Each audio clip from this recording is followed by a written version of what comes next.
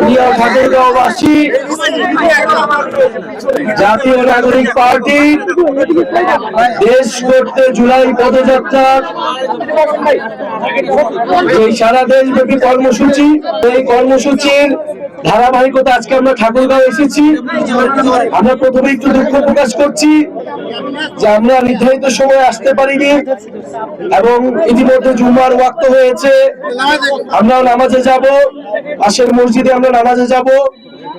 যাওয়ার আগে দুটি কথা, প্রিয় বন্ধুগণ, আমরা জানি জুলাই আগস্টে ঠাকুরগাঁও ফ্যাসিস্ট স্বৈরাচারের বিরুদ্ধে প্রতিরোধ গড়ে উঠেছিল।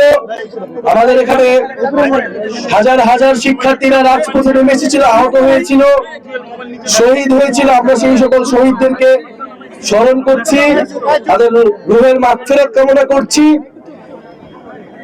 জাতীয় নাগরিক পার্টি জুলাই গণ অভ্যুত্থানের পরে যে নতুন বাংলাদেশের স্বপ্ন, বৈষম্যহীন গণতান্ত্রিক বাংলাদেশ, কৃষক শ্রমিকের বাংলাদেশ, সাধারণ মানুষের বাংলাদেশ, ইনসাফের বাংলাদেশ, মর্যাদার বাংলাদেশ, সেই বাংলাদেশের জন্য লড়াই করছে। আমরা মনে করি ফ্যাসিবাদী ব্যবস্থার বিলোপ এখনো হয়নি, আগের সিস্টেম রয়ে গিয়েছে। ফলে সেই সিস্টেমের বিলোপ করে নতুন দেশ গঠনের জন্যই এই নতুন পার্টি এবং আমাদের কর্মসূচি। ইনশাআল্লাহ ঠাকুরগাঁওতে আমরা আবারও আসবো।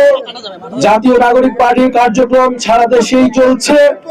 আপনারা আমাদের হাতকে শক্তিশালী করবেন, তরুণ এবং বিকল্প নেতৃত্বকে বেছে নেবেন এবং এই জুলাই গণ অভ্যুত্থানের ঘোষণাপত্র, মৌলিক সংস্কার, জুলাই গণহত্যার বিচার এবং নতুন সংবিধানের জন্য আমরা লড়াই করছি। অবশ্যই জুলাই আগস্টের মধ্যেই জুলাই ঘোষণাপত্র দিতে হবে এবং এর সাংবিধানিক ভিত্তি থাকবে এই জুলাই ঘোষণাপত্রের। যেই কারণে আমাদের দেশের হাজারো মানুষ রক্ত দিয়েছে, জীবন দিয়েছে, আমরা তাদেরকে স্মরণ করতে চাই, তাদের আত্মত্যাগ। সেই আকাঙ্ক্ষার ভিত্তিতে বাংলাদেশ হবে। ঠাকুরগাঁও আমরা জানি কৃষক সমাজ এখানে অবহেলিত রয়েছে, তারা তাদের ফসলের ন্যায্য মূল্য পায় না। আমরা সেই কৃষকদের জন্য কাজ করতে চাই। সেই কৃষকের সন্তানেরা এই ঢাকা বিশ্ববিদ্যালয় সহ বিভিন্ন বিশ্ববিদ্যালয়ে পড়ে, তারাই কিন্তু এই গণ অভ্যুত্থান শুরু করেছিল।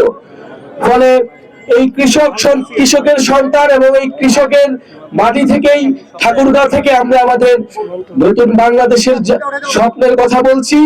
আমরা জানি ঠাকুরগাঁও এলাকায় এবং উত্তরবঙ্গের সীমান্তবর্তী এলাকায় সীমান্ত হত্যা একটি বড় সমস্যা। ভারতীয় সীমান্তরক্ষী বাহিনী বাংলাদেশের নাগরিকদের নির্বিচারে গুলি করে হত্যা করে, বাংলাদেশের মানুষের মানবাধিকার হরণ করে। এবং ইতিমধ্যে সাম্প্রতিক সময় আমরা দেখি যে ভারতের যারা মুসলিম রয়েছে তাদেরকে অবৈধ অভিবাসী বলে বাংলাদেশে পুষিত করার চেষ্টা করা হয়।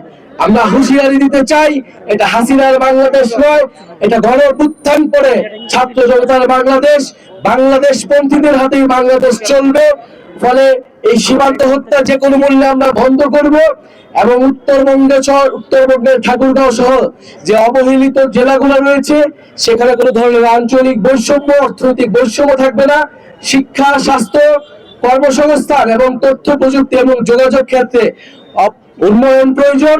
এই উন্নয়ন শুধু ঢাকার উন্নয়ন হবে না, বরং প্রান্তের যে জেলা ঠাকুরগাঁও জেলা সহজেই প্রান্তের সকল জেলার উন্নয়ন যেদিন হবে সেদিনই আমরা প্রকৃত উন্নয়ন হিসেবে এটা গ্রহণ করব। ইনশাআল্লাহ আমরা আজকে খুব সংক্ষিপ্ত ভাবে কথা বলছি, আপনাদের সামনে আসতে পেরে আমাদের ভালো লাগছে।